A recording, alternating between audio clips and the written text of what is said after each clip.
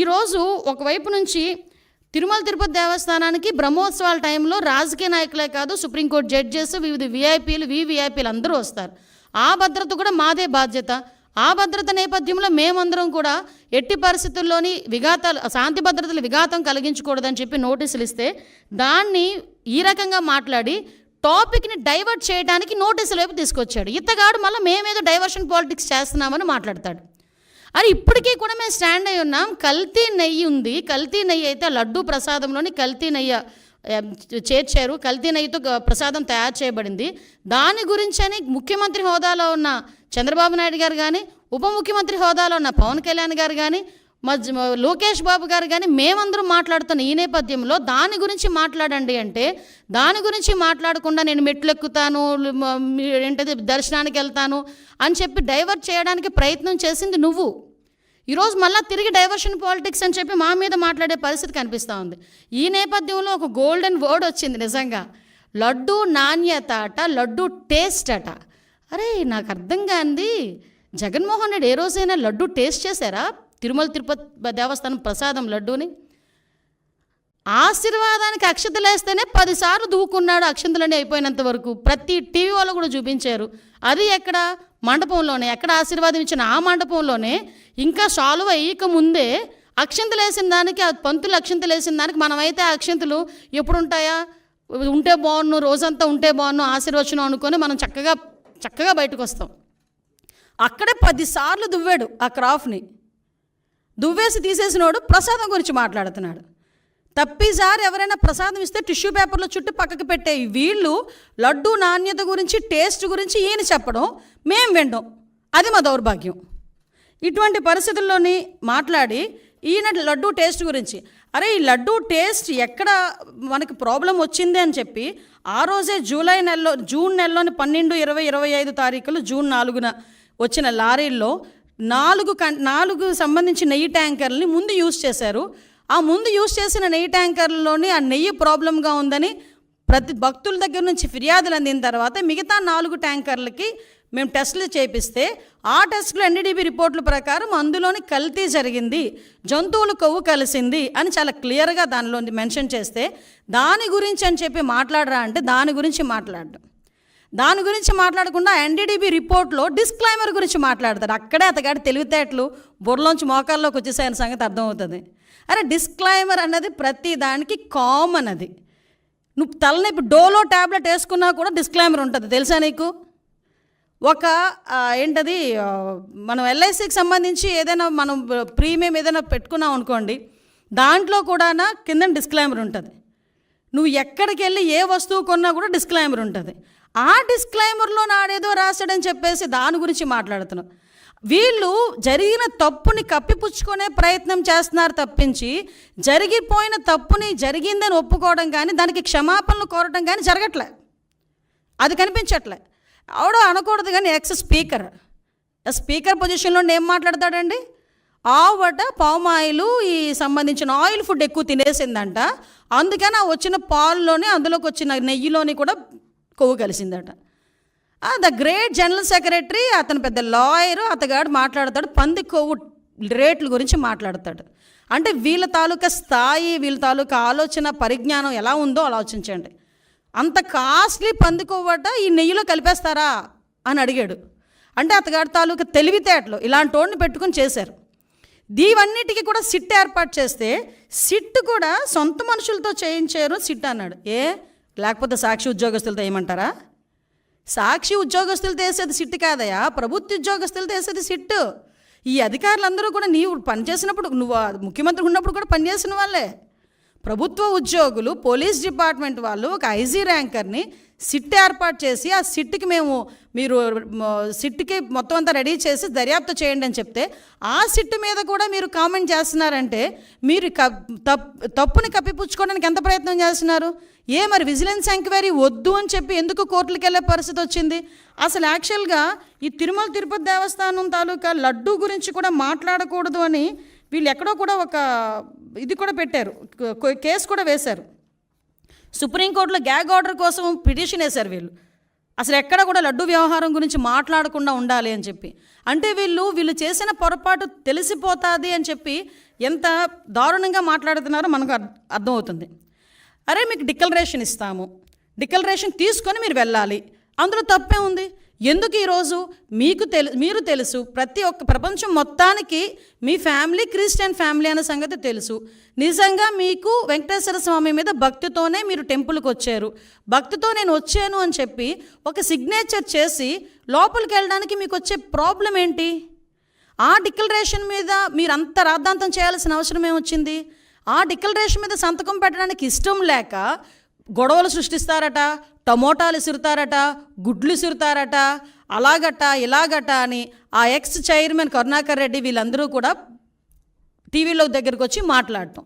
అంటే వాళ్ళే ఒకవేళ నిజంగా వచ్చినా వాళ్ళే అవి కూడా చేయించుకొని మన గులకరాయి టైపు కోడికెత్తి టైపు చేయించుకొని తిరిగి జనాల మీదకి వెళ్ళే పరిస్థితి కూడా ఉంటుంది. ఇవన్నీ అరే నువ్వు వెళ్ళవయ్యా, నువ్వు హైందవ సంప్రదాయాన్ని పరిరక్షించేళ్ళు, ఎందుకు ఈ మాట చెప్తున్నావంటే మీరు ఒకసారి అర్థం చేసుకుంటానండి. క్రిస్టియన్స్ కానీ హిందూస్ కానీ ముస్లిమ్స్ కానీ ఒక్కొక్కరికి ఒక్కొక్క పద్ధతి ఉంటుంది.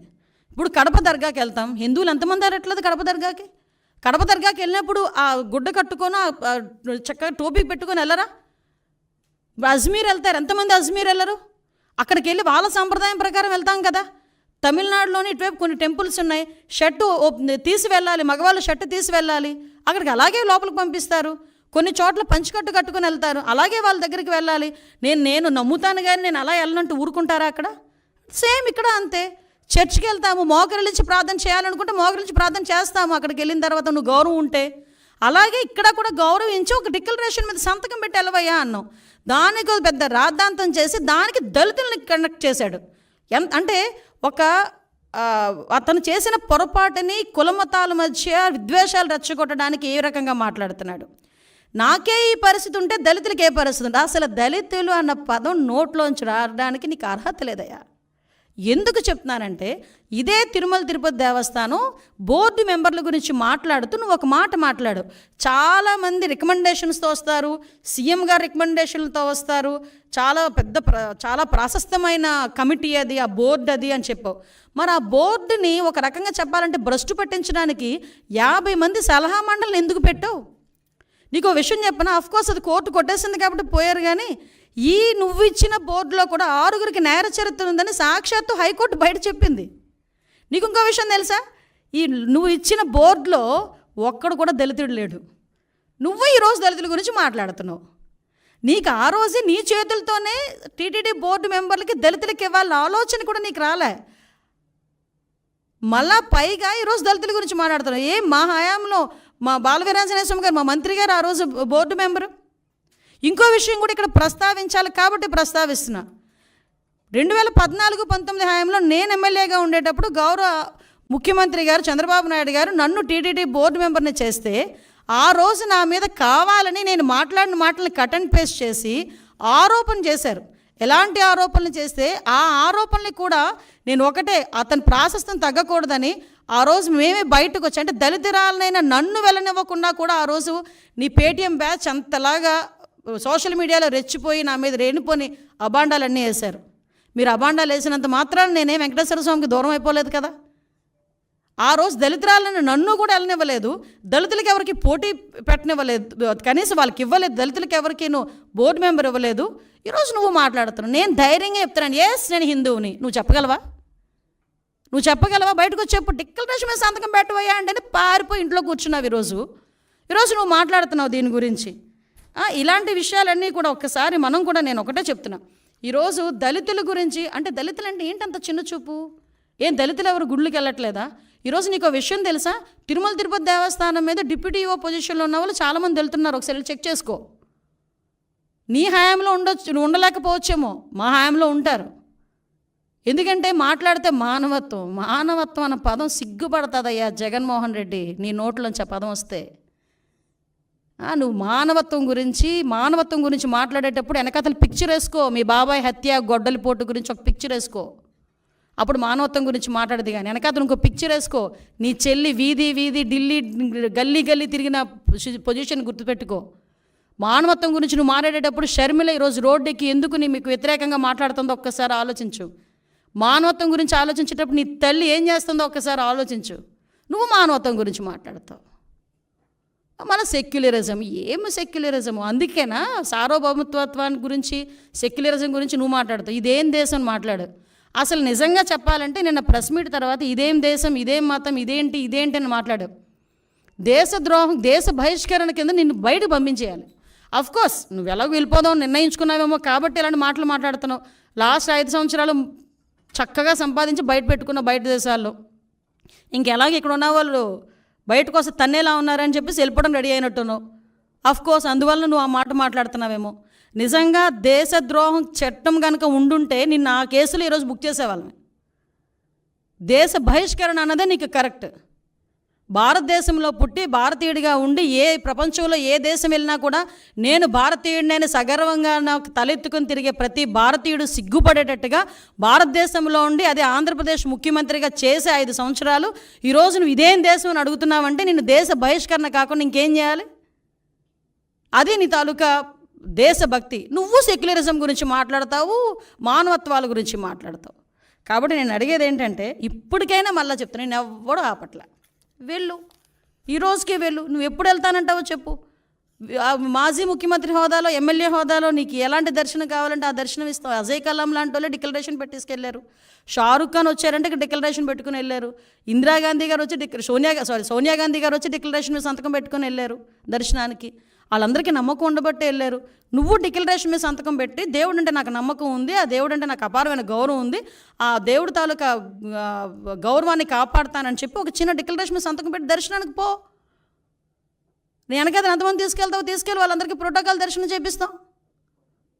అంతే తప్పించి ఈరోజు నువ్వు ఇష్టం లేక, హిందుత్వాన్ని గౌరవించే సత్తా లేక, గౌరవించడం కూడా ఇష్టం లేక ఈరోజు తిరిగి మా మీద బురద చల్లడానికి ప్రయత్నం చేసే పరిస్థితి ప్రజలందరూ కూడా గ్రహించున్నారు. దయచేసి ఇలాంటి వాటి మీద పక్కన పెట్టి నువ్వు ఎప్పుడు వెళ్తానన్నా కూడా మేము చక్కగా మేమందరం వెల్కమ్ చెప్తాము. వెళ్ళి డిక్లరేషన్ మీద ఎనీ టైం డిక్లరేషన్ మీద సంతకం పెట్టి నువ్వు వెళ్ళొచ్చు అని చెప్పి జగన్మోహన్ రెడ్డి గారికి తెలియజేసుకుంటూ ఒకటి మాత్రం చెప్తున్నానండి, మన భారతదేశంలో అన్ని మతాల వాళ్ళని కూడా సమానంగా గౌరవించే పరిస్థితి ప్రతి ఒక్క భారతీయుడికి ఉంటుంది. గౌరవించి తీరాలి. ప్రతి ఒక్క సంప్రదాయాన్ని గౌరవించి తీరాలి. హిందువులోని కూడా చాలా సాంప్రదాయాలు ఉంటాయి, ఆ సాంప్రదాయాలను కూడా మనం గౌరవిస్తాం. అటువంటి పరిస్థితుల్లో ఒక కలియుగ వెంకటేశ్వర స్వామి అంటే ప్రపంచంలోనే ప్రాశస్తమైన గుడి. చాలామంది మొక్కుబడులు ఏ రేంజ్లో తీర్చుకుంటారంటే కొంతమంది ఎక్కడున్నా ప్లస్ కాలినడకన వస్తారు, కొండ మీదకి కాలినడకన ఎక్కుతారు, మోకాళ్ళ మీద నుంచి ఎక్కుతారు కొంతమంది. అంతమంది నమ్మకం ఉన్న, అంతమందికి ఆశీస్సులు ఇస్తున్న ఆ కలియుగ వెంకటేశ్వర స్వామి విషయంలో ఆ గౌరవాన్ని, ఆ ధర్మాన్ని పాటించకపోతే ఒకటేంటంటే ప్రజలు చూస్తున్నారు, ఆ దేవదేవుడు కూడా చూస్తాడు.